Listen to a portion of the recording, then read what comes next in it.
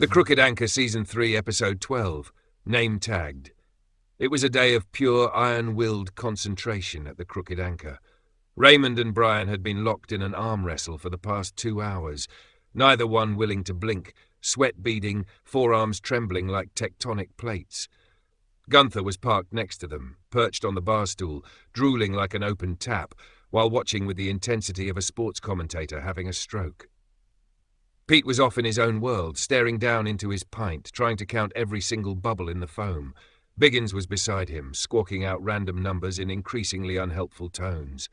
302, 87, 72,000. Pete's eye twitched, but his lips remained sealed. Not today, Biggins. Not today. In the back, David was meticulously adjusting the dartboard with a spirit level, tape measure, and his tongue poking out the corner of his mouth. He adjusted by millimeters, then stepped back, then sighed, then adjusted again. It was never quite straight enough. The laws of physics, he'd decided, were simply wrong. Meanwhile, Clifford and Warren were decorating a cake for the gathering of the Swallows, a local event that no one actually understood but everyone attended. The cake had to be immaculate. Every line of icing was like brain surgery. Clifford held his piping bag like it was a bomb trigger. Warren dabbed sweat from his brow with surgical gloves on. Then, bang! The front door slammed open and in rushed a man in a flustered panic. Normally this would have sparked chaos, but the pub didn't flinch, except Raymond. His arm wobbled. Brian grinned. "Lads, lads, lads!" the man exclaimed. He looked around, expecting reactions. None came. "Well," he tried again, "I can see you're all concentrating, but this is very important." Brian, not breaking eye contact with Raymond's shaking hand, replied, "Then get on with it, but make it quick." The man took a breath. "I think... I do. I've got a name tag in my eye." The room broke like a dam. Brian's eyes went wide. "You what?" Raymond's arm gave way. "No!" Brian slammed his hand down in triumph. "Yes!" Pete muttered. 55, 56, bollocks, and poured the pint over his head. Clifford startled iced Warren in the face.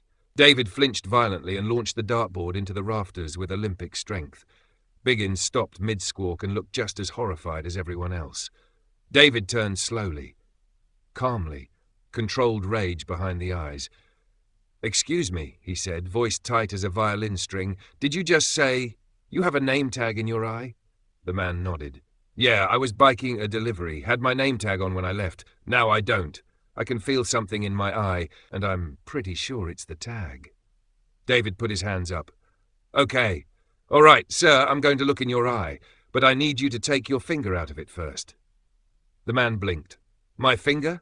"Yes, lad," Raymond mumbled, exhausted. "Take your bloody finger out so the man can have a look." "Oh, right," the man said, slowly withdrawing his finger from his eyelid. "Forgot I had it in there." He paused, then reached into his jacket pocket and pulled out a name tag. Everyone just stared. "Right. Well, that settles that." He clipped the tag to his shirt. "Cheers, lads. You've been brilliant." And then he left. "Calm as you like." Silence. David looked up at the dartboard now lodged in the rafters. Biggins cleared his throat. 180, he screamed. The room erupted in confused applause. Warren licked icing off his cheek. Raymond slumped on the bar. Brian raised his arms like a champion. Another normal day at the Crooked Anchor.